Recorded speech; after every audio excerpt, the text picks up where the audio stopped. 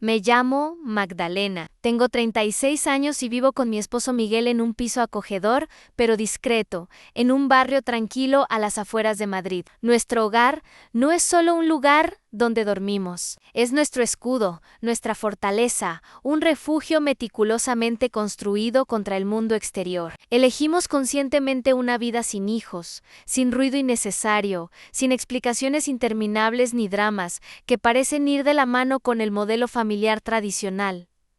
Algunos lo llaman egoísmo, otros una huida de la responsabilidad, yo lo llamo paz, una paz silenciosa, delicada, cristalina, que protegemos como algo sagrado. Crecí en una familia donde cada habitación parecía respirar ansiedad. Mi madre, una mujer emocionalmente incontrolable, lloraba por cualquier cosa y se reía en los momentos más inoportunos. Mi padre, terco y callado, parecía luchar constantemente consigo mismo.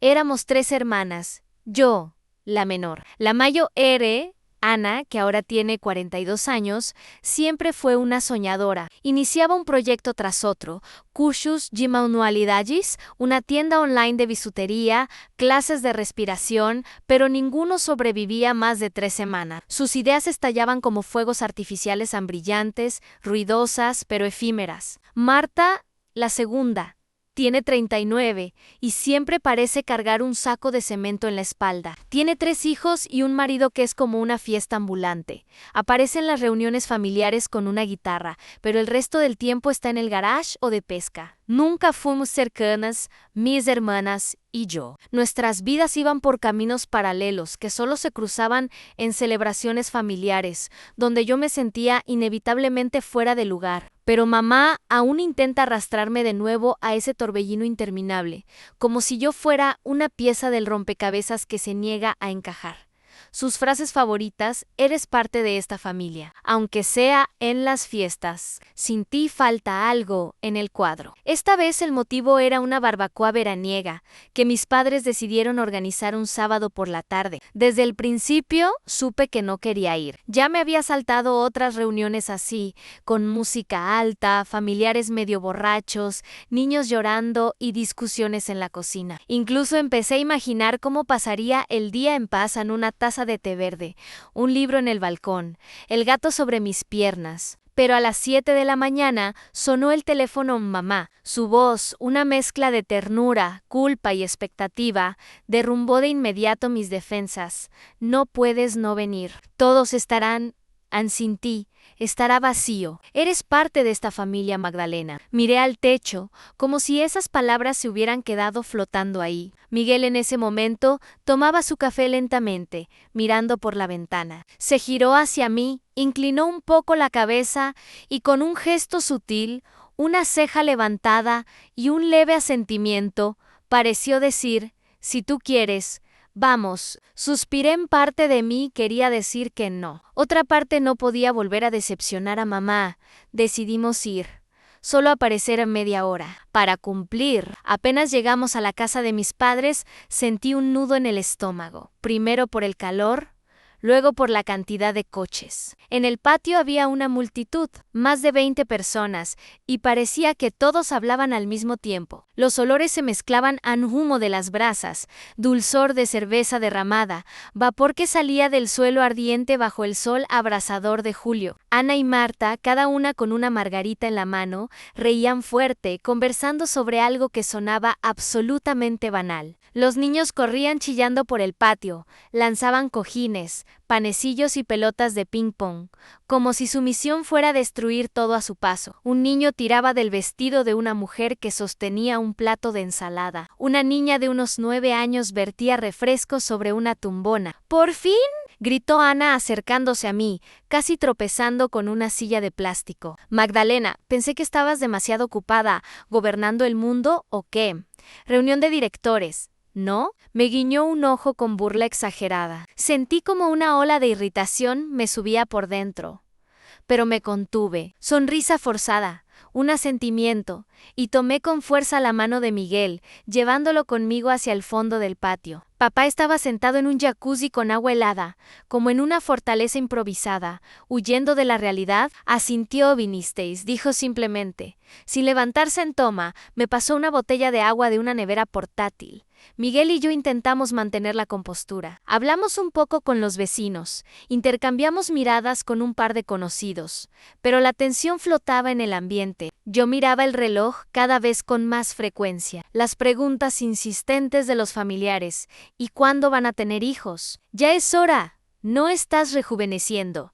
Eran como disparos a quemarropa. Nadie escuchaba mi respuesta, no les interesaba. Y entonces todo se fue al traste. 3 de mis sobrinos, 2 niños y una niña, ninguno mayor de 10 años, corrieron de repente hacia una invitada que estaba junto a la piscina. Escuché que uno gritó: «A la de 3, empujamos», y al instante los 3 se lanzaron sobre ella con todas sus fuerzas. La mujer apenas logró sujetarse del pasamanos y, aunque no cayó completamente, terminó empapada hasta la cintura. Se secó en silencio con una toalla, asintió a alguien y se fue, como si se hubiera borrado a sí misma de aquella escena. Antes de que pudiera asimilar lo que acababa de suceder, los niños se volvieron hacia mí. Noté un movimiento con el rabillo del ojo y di un paso atrás bruscamente. Ellos no lo esperaban y cayeron solos en la piscina. Miguel soltó una carcajada. Después se escucharon unas pocas risas. Alguien más también lo encontró gracioso. Pero no Ana Magdalena. Gritó como si le hubiera prendido fuego al cabello. ¿Por qué no los atrapaste? ¿Podían haberse hecho daño? Me quedé paralizada. Las palabras, las miradas, el silencio, todo me cayó encima. Nadie agradeció que evitara la colisión. Nadie preguntó por qué los niños corrían sin supervisión. Solo hubo acusaciones, como si yo fuera una extraña entre los míos. El camino de regreso fue silencioso. Yo conducía aferrándome al volante con tanta fuerza que los dedos se me entumecieron. Miguel miraba por la ventana. Ni una palabra, ni una pregunta. Ambos sabíamos que una vez más nos habían empujado fuera. Aquella alegría familiar de la que tanto hablaba mamá no existía.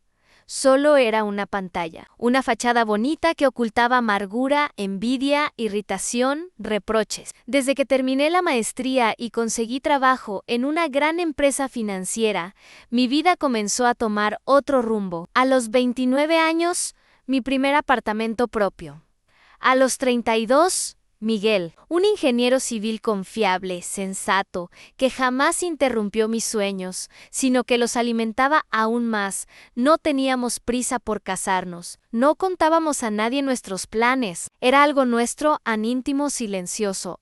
Pero ni siquiera ese silencio era una armadura. Cada foto de un viaje, cada viaje de trabajo provocaba reacciones punzantes en la familia. Ana ponía los ojos en blanco en una vida sin preocupaciones. Puro descanso. Marta, con una sonrisa cansada, añadían: «Ya quisiéramos tu libertad». En sus voces se notaba la nostalgia. Y la punzada. Hace 2 años, tras un fin de semana en Pino Blanco, compré una casa. Una cabaña en las montañas, entre pinos, con vistas a cumbres nevadas. Se convirtió en mi refugio, en mi aliento, pero sabía que si la ponía a mi nombre, estallaría una tormenta. Así que la registré a nombre de mis padres. Un regalo por la jubilación anticipada, pero en realidad, todo el cálculo, la compra, los impuestos, el mantenimiento, cayeron sobre mí en silencio, sin exhibiciones, sin agradecimientos. Al principio, todo iba según lo planeado. Mis padres siempre fueron discretos y venían poco. Eso me permitía sentirme tranquila, sabiendo que no interferían en mi vida. No sentía amenaza alguna, pues entre nosotros todo estaba en orden. Pero un día mi vida cambió cuando me topé con una publicación ajena en redes sociales. Vi una foto de mi cabaña con la descripción: una joya escondida en Pino Blanco. Propietaria, Ana muy recomendada, y con el hashtag vacaciones. Leí esa publicación 3 veces, al principio sin entender lo que estaba pasando. No podía creer que fuera cierto. Incluso dudé de que tuviera algo que ver conmigo, pero bastó con mirar BN- y lo entendí, era mi casa. La misma por la que pagué, en la que volqué todas mis fuerzas para convertirla en un lugar de descanso y retiro. Pero ahora descubría que no solo la usaban, sino que la alquilaban obteniendo ganancias. En ese momento quise creer que me equivocaba, que era solo un malentendido, pero decidí no apresurarme a sacar conclusiones.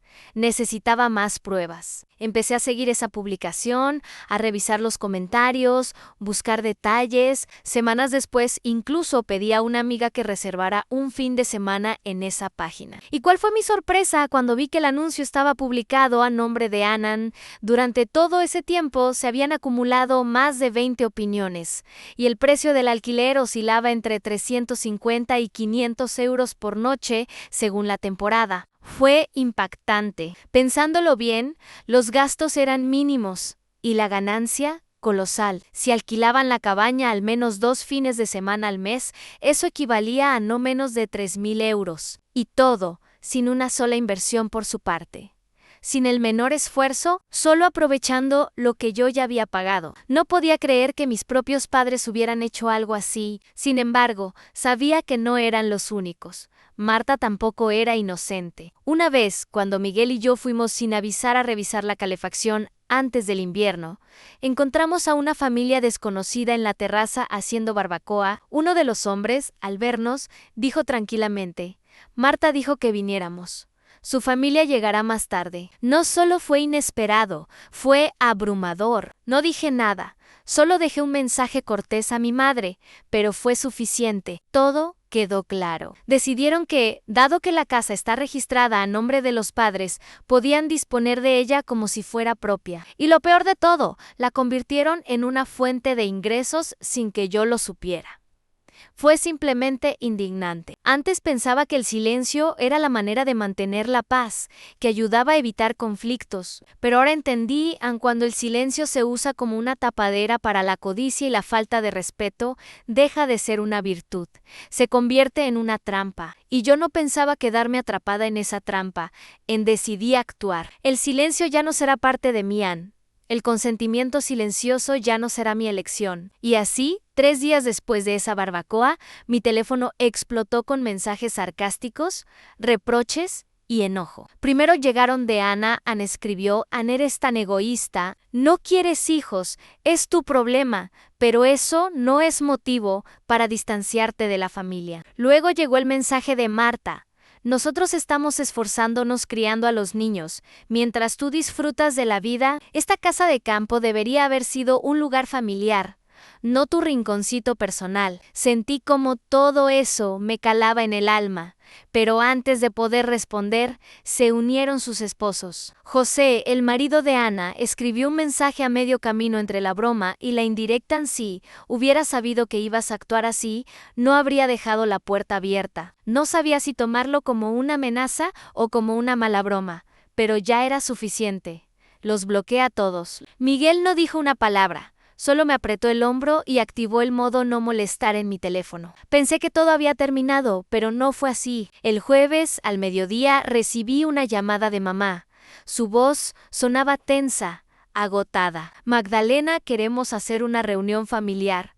Sin niños, mañana a las 6 de la tarde. Por favor, no te niegues». Quise negarme. No me apetecía, pero accedí, y no porque me sintiera obligada, sino porque necesitaba terminar con esto de una vez por todas. La reunión fue en la sala de estar de mis padres. No era solo una habitación, era el lugar donde alguna vez colgaban las alegres fotos familiares. Y ahora, ese rincón de la felicidad familiar se había convertido en la arena de la confrontación que todos esperaban desde hacía tiempo. Ana y Marta se sentaron a un lado, sus rostros fríos como el hielo. José y Tomás, el marido de Marta, estaban sentados con los brazos cruzados.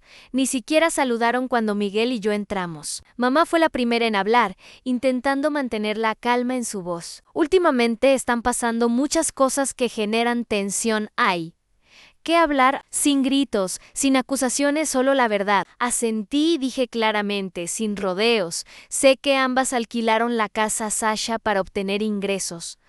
Tengo pruebas, y desde hoy nadie tiene derecho a usarla sin mi permiso». Marta se levantó de un salto. «Yo no recibí ni un centavo de eso. Solo pedí a unos amigos». «¿Cómo te atreves?» «Basta», la interrumpió Ana, pero miró no a mí, sino a mamá, como si tratara de esconder su vergüenza. «Está bien, Lo admito. De hecho, alquilé la casa un par de veces a través de Airbnb, pero solo para pagar la educación de los niños. Esta casa está registrada a nombre de mamá y papá. No es propiedad personal de Magdalena. La miré directamente a los ojos. ¿Sabes? Yo soy la que paga el crédito, los impuestos y mantiene esta casa. Mamá y papá solo registraron la propiedad a su nombre para evitar burocracia innecesaria. Pero si hablamos del verdadero dueño, tengo todos los documentos para transferirla a mi nombre en cualquier momento. En el aire quedó colgada un silencio helado. José, sin saber qué decir, murmuró: «Ya entiendo, ¿compraste la casa para presumir?» «No es demasiado», no le respondí. Mi padre, que hasta entonces había guardado silencio, de repente habló, todos callados. Él rara vez alzaba la voz, y cuando lo hacía, todos nos quedábamos en silencio. Continuó. Esta casa la compró Magdalena. Nosotros, su madre y yo, solo firmamos los documentos para que todo fuera más fácil. A partir de ese momento, nadie va a ir allí sin su permiso. Silencio. Luego, Ana suspiró profundamente, como si finalmente comprendiera. Está bien. Ya que no quieres compartir, al menos ayúdanos con una cosa. El pago de los estudios de los niños nos está ahogando. Y tú vives con comodidad, no tienes hijos. Debes ayudar a Anne. La interrumpí. Mi voz era baja y fría como el hielo. Entonces, según tú, ¿debo financiar las decisiones de otros solo porque no tengo hijos? ¿Porque vivo de manera económica y trabajo mucho? Marta intervino. No pedimos todo. Solo un poco en esto es para la familia. Me reí brevemente y con maldad, como si me cortara con un cuchillo. Familia no es una excusa para aprovecharse de la bondad ajena. No le debo nada a nadie en esta habitación. Fue entonces cuando Miguel suavemente puso su mano sobre mi espalda, indicándome que era hora de irnos. Ya me había dado la vuelta hacia la puerta, cuando escuché a mi madre llamarme. Su voz temblaba. Magdalena. Me detuve, pero no me giré. Te quiero, mamá. Pero ya no voy a seguir jugando el papel de la hermana menor ingenua, y salí de la casa, y de ese papel en el que siempre me habían encasillado, pero sabía que esto aún no había terminado. Las personas que sobreviven a costa de la bondad ajena no te dejan ir tan fácilmente. Pasaron unas 3 semanas desde aquella horrible reunión familiar, y finalmente comencé a sentir que al menos parte de la tensión interna se liberaba. Ya no había mensajes interminables con reproches, ni las angustiosas llamadas nocturnas de mi madre llorando. Pensé que la tormenta finalmente se había calmado, que podía respirar un poco y disfrutar del cálido consuelo del silencio. Pero eso fue un ingenuo error. Esa tarde de viernes, Miguel y yo cenábamos con unos buenos amigos. La atmósfera era ligera, las conversaciones eran alegres, pero todo se interrumpió bruscamente por la vibración del teléfono. Un mensaje de Tomás, el encargado del chalet en el pueblo de Sierra de Rosas, que decía solo 3 palabras: se han colado dentro. Ni siquiera tuve tiempo de responder. Cuando me llamó inmediatamente, su voz sonaba tensa, sus palabras rápidas, como si estuviera al borde del colapso. Acaba de llegar una notificación de la cámara en la puerta. 2 hombres cortaron el candado con una cizalla. La puerta está bastante dañada. Ya llamé a la policía, dijo rápidamente, y sentí como si todo a mi alrededor se ralentizara. El sonido zumbaba en mis oídos. Entraron por la puerta trasera, rompieron el candado. Vi sus caras en las cámaras. Eran José y Nikita. Me quedé paralizada, incapaz de moverme. Miguel, al ver cómo me ponía pálida, se acercó a mí, tomó el teléfono y empezó a hablar con Tomás. No podía hablar. Mi cuerpo estaba tan lleno de furia que apenas podía respirar. No era solo enojo, era una rabia tan intensa que quería gritar, pero me quedé en silencio. Dejamos la fiesta de inmediato, sin decir una palabra. En el coche, Miguel me sostuvo de la mano, pero yo no dije ni una sola palabra en el camino. En mi pecho la tormenta seguía. Las olas de decepción y resentimiento llegaban una tras otra. Trataba de mantenerme alejada de su suciedad, pero ellos me arrastraron nuevamente a esa pesadilla. Al día siguiente me llamaron desde la comisaría. José y Nikita habían sido atrapados en el acto cuando intentaban desconectar las cámaras en la sala de estar. No esperaban ser capturados, pero sin saberlo, cayeron en la trampa. Les presentaron 3 cargos: entrada ilegal, daño a la propiedad y tentativa de intimidación.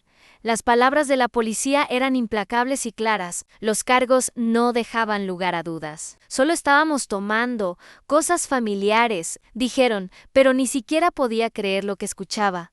Pedí la grabación de las cámaras y el informe completo. Tomás me envió el video, donde se ve cómo José corta la cadena de metal y luego con Nikita rompen la puerta trasera de tal manera que cae con las bisagras. En el momento en que Nikita mira directamente a la cámara y hace un gesto obsceno, sentí como el frío me envolvía, ya no quedaban dudas. Esto no había sido un acto impulsivo. Ellos vinieron con herramientas, con un plan, con la intención clara de entrar en mi casa, y no iba a quedarme callada. Sabía que esto no era solo otro de sus actos, era un crimen, y sabían exactamente lo que estaban haciendo, y decidí luchar. Ese mismo día, mi madre me llamó. Magdalena, escuché lo que pasó. Los chicos se pasaron un poco, pero no fue con mala intención. Simplemente piensan que eres demasiado severa.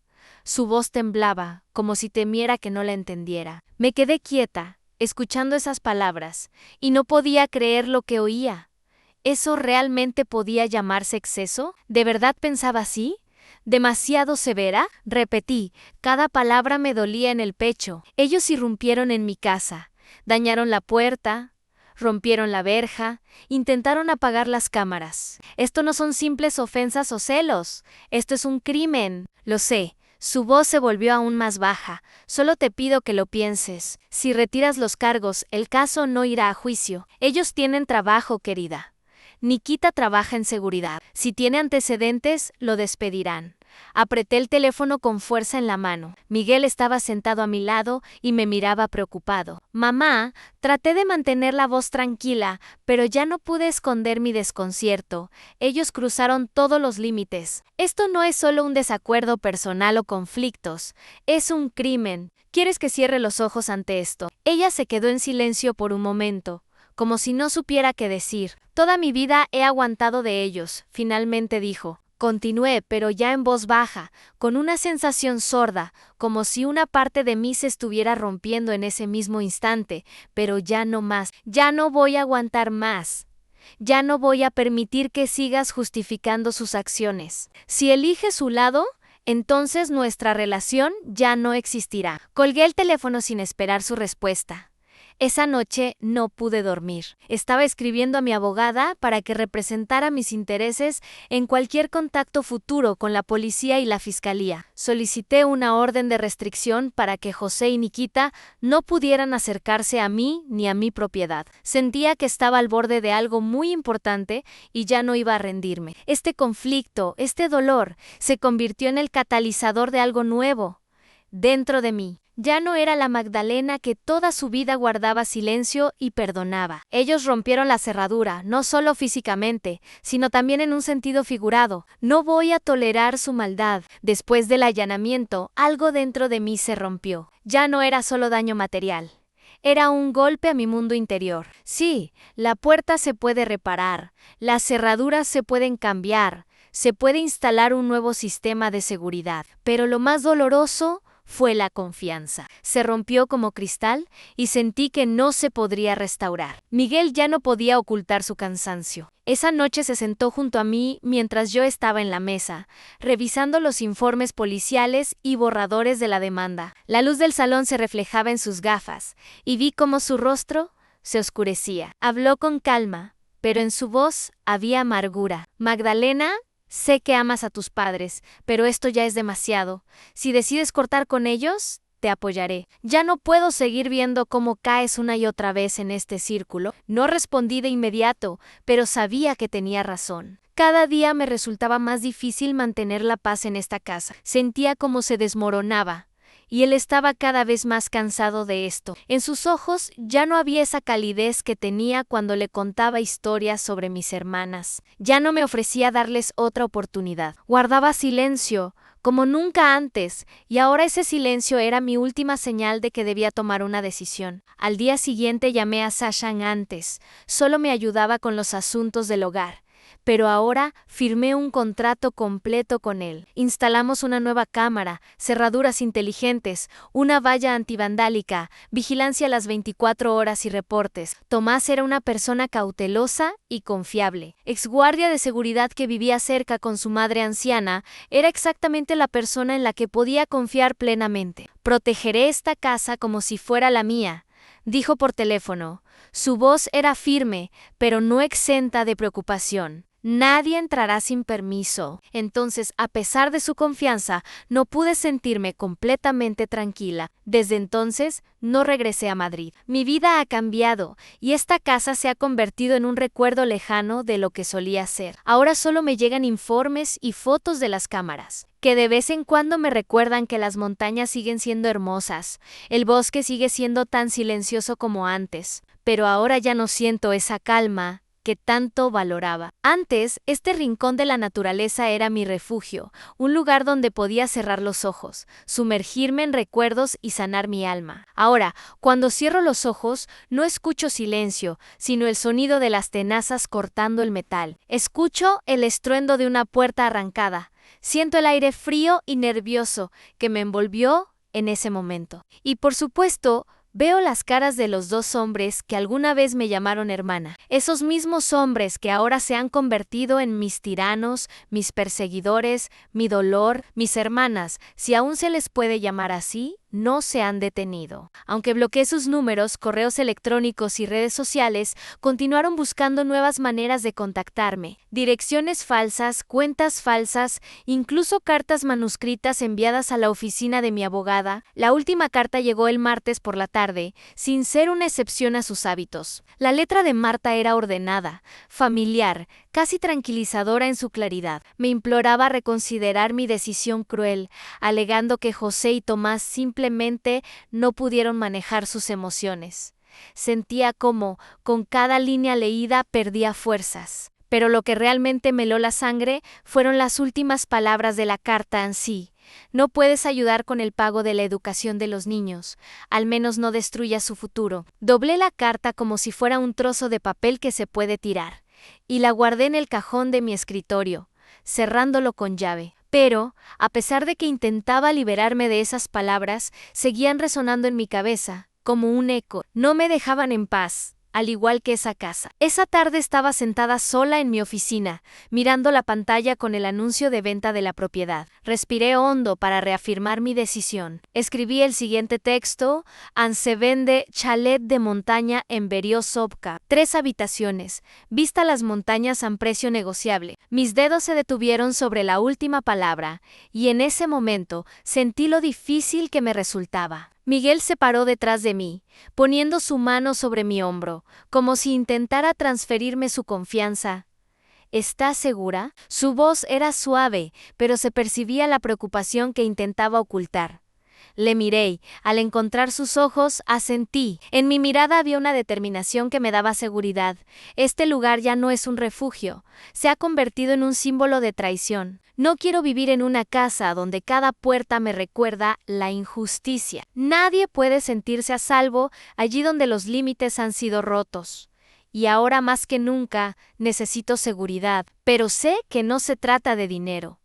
La venta es un acto de control. Mostrarles que, si pensaban que podían conseguir algo mediante presión, lágrimas o promesas vacías, estaban equivocados. Yo termino este juego a mis condiciones, y cuando todo lo que me une a esa casa desaparezca, también lo hará todo vínculo con el pasado. El parentesco, la sangre, no justifican destruir la vida ajena. Estoy aprendiendo a poner orden. No solo en la casa, sino también en las relaciones que ya era hora de cortar. Este momento se convirtió en un hito para mí, un paso de la lucha interna hacia la decisión de que ya no cargaría más con el peso de esas relaciones. He aprendido a dejar ir. Un lunes, durante una reunión, la secretaria se acercó con un mensajero que traía un sobre con mi nombre. Dentro había un cheque bancario por $250,000, un cheque con las firmas de José y Tomás. La carta era breve, concisa y contenida. Reconocían la invasión,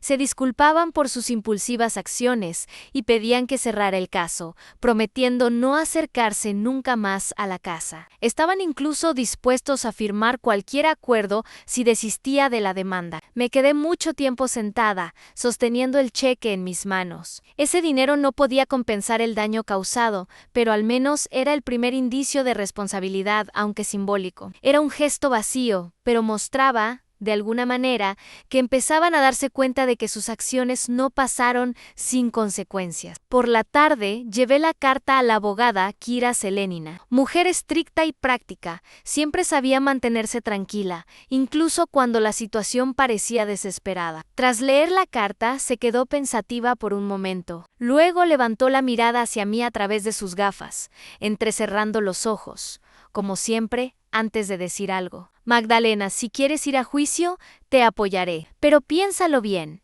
El litigio tomará 1 año, agotará todas tus fuerzas, y podrías salir de él solo con un cansancio extremo. Guardé silencio, luego asentí levemente, dándome cuenta de que tenía razón. Anne estaba cansada. Cansada de la drama, de la invasión constante, pero necesitaba un cierre. Y sabía que debía hacerlo de manera que entendieran que esta era su última oportunidad. Ya no podía seguir perdiendo el tiempo con quienes no respetan mis límites.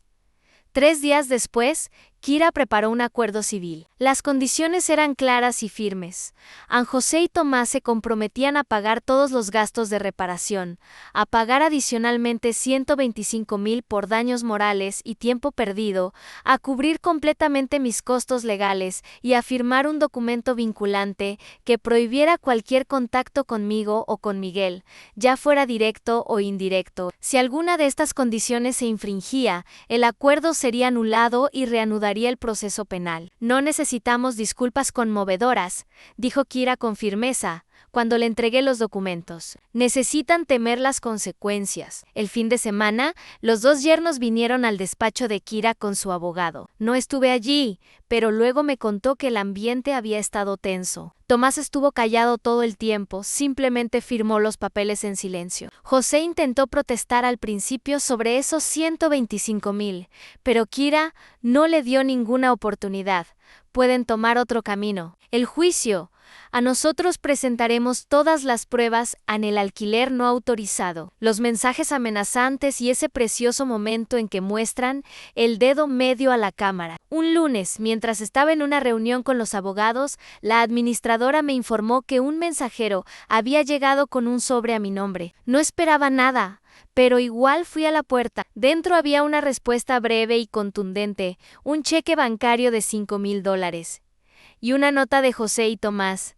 La carta era corta. Reconocían la invasión, se disculpaban por sus acciones impulsivas y pedían que retirara los cargos para que no afectara su trabajo ni a sus familias. Prometían no acercarse más a la casa y estaban dispuestos a firmar cualquier acuerdo si dejaba el caso. Me quedé sentada mucho rato frente a la mesa, sosteniendo el cheque. Ese dinero no podía borrar lo sucedido, pero era la primera vez que asumían alguna responsabilidad, aunque solo fuera en papel. Era como un primer paso, pero aún faltaba sinceridad, faltaban disculpas reales. Esa misma noche, llevé la carta a mi abogada, una mujer en la que podía confiar sin dudar. Ella leyó la carta. Luego me miró por encima de sus estrictas gafas, y su mirada era aguda como una navaja. Magdalena, si decides seguir adelante, te apoyaré. Pero piénsalo bien, el juicio tomará 1 año. Drenará todas tus fuerzas y tus recursos, y al final solo quedarás con agotamiento.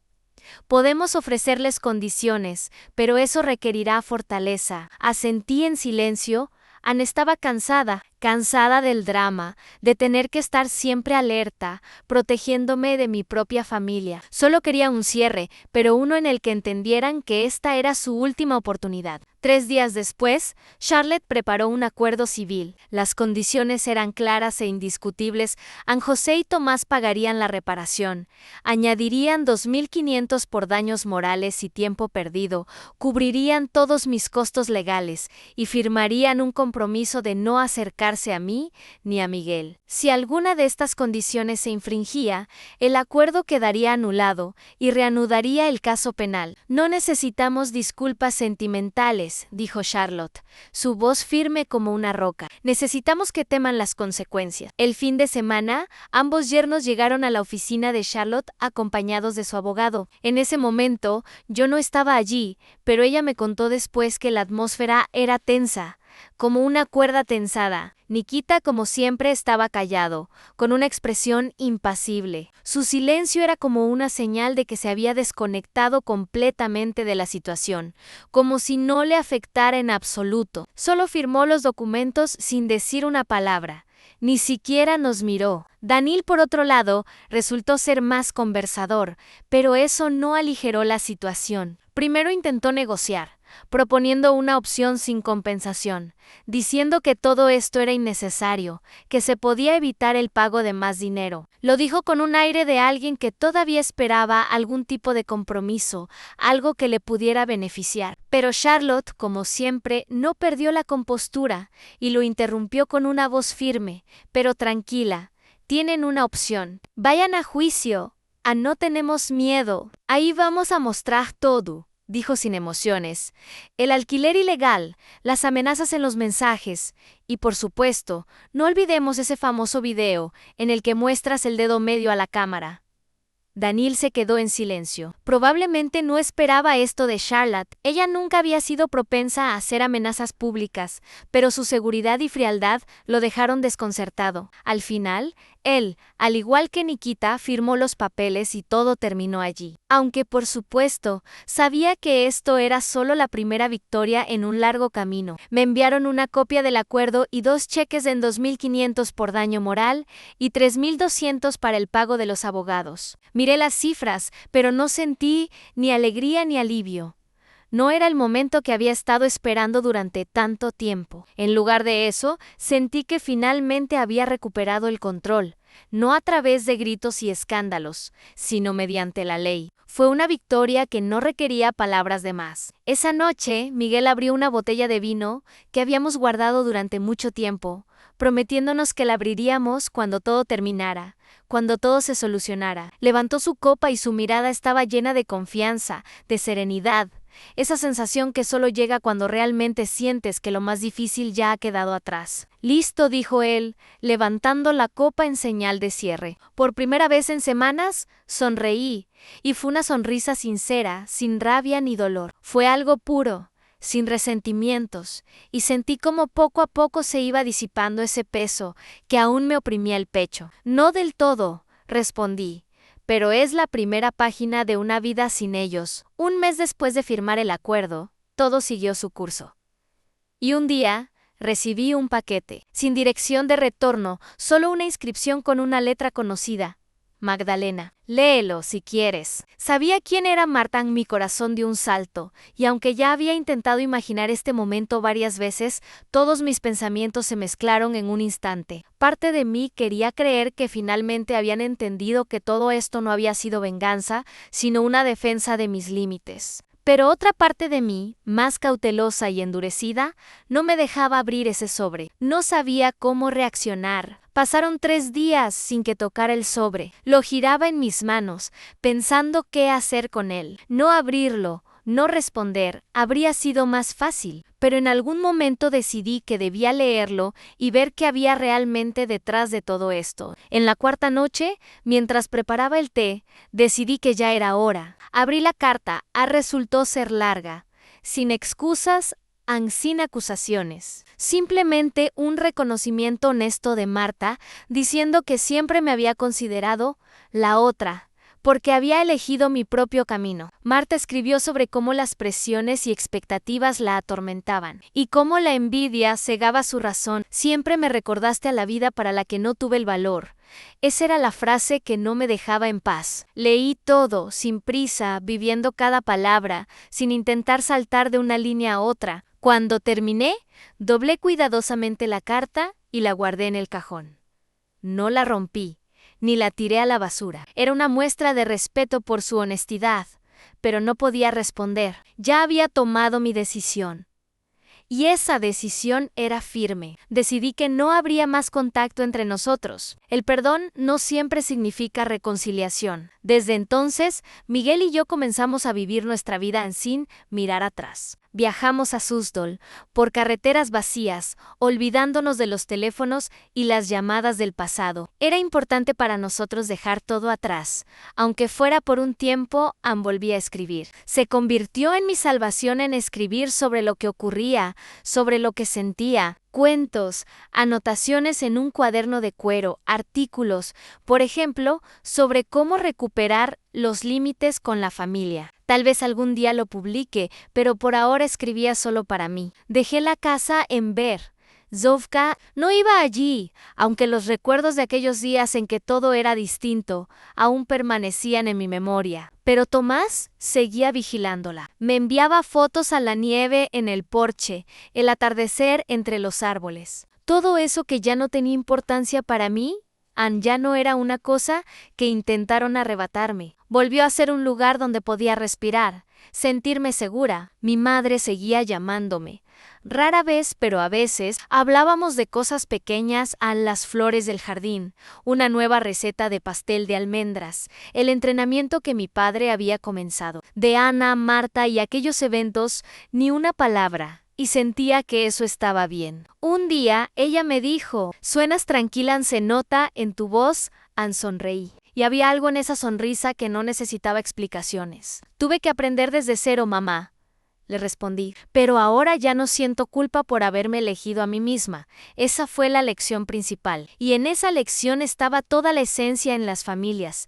A menudo, el amor se usa como excusa para la presión, el control y el sacrificio. Pero el amor verdadero es respeto, no manipulación. No necesito una familia ruidosa para sentirme parte de algo. Necesito a alguien que escuche cuando hablo, un espacio donde pueda ser yo misma, y paz sin expectativas ajenas. Todavía soy la más joven en la familia.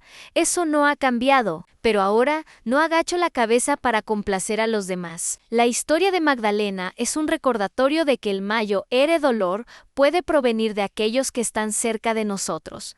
Pero Magdalena no se rindió. Eligió levantarse, defender sus límites y recuperar su dignidad. En un mundo donde la bondad a menudo se utiliza como manipulación, saber decir no se convierte en una verdadera fuerza. Ella no solo encontró su paz, sino que se convirtió en la voz de todos los que quedaron atrapados en el círculo venenoso de la familia. ¿Y ustedes qué piensan? ¿Magdalena fue demasiado dura? ¿O esa fue la única manera de alcanzar la libertad? Compartan su opinión en los comentarios y no olviden suscribirse al canal.